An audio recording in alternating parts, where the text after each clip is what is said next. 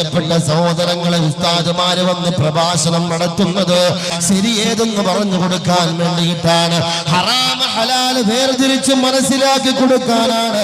അത് അറിഞ്ഞിട്ട് പോലും അറിഞ്ഞു വെച്ചിട്ട് ആരെങ്കിലും എന്റെ പ്രിയപ്പെട്ട സഹോദരങ്ങളെ തെറ്റിലേക്ക് പോയി കഴിഞ്ഞാൽ അത് കണ്ടിട്ട് മനഃപൂർവ്വം ആരെങ്കിലും അത് തടയാതിരുന്നാൽ, അല്ലാഹുവിന്റെ റസൂൽ പറയുകയാണ്, ഒരു നാട്ടിൽ ഒരു തെറ്റി നടക്കുമ്പോ, ഒരു പാപം നടക്കുമ്പോ ആ പാപന്മാരും വിലക്കിയില്ല എങ്കിൽ, ആ പാപത്തിൽ നിന്നും മാറ്റി നിർത്താൻ ഒരാളും തയ്യാറായില്ല എങ്കിൽ, സ്വന്തം കാര്യം നോക്കിക്കൊണ്ട് മറ്റുള്ളവർ എന്തും ചെയ്തു കൊള്ളട്ടെ എന്ന് പറഞ്ഞുകൊണ്ട് ആരെങ്കിലും മാറി നിന്നാൽ, അല്ലാഹുവിന്റെ റസൂല് പറയുകയാണ്, പടച്ചവനായ തമ്പുരാന്റെ ശിക്ഷ ഇറങ്ങുന്നതാണ്.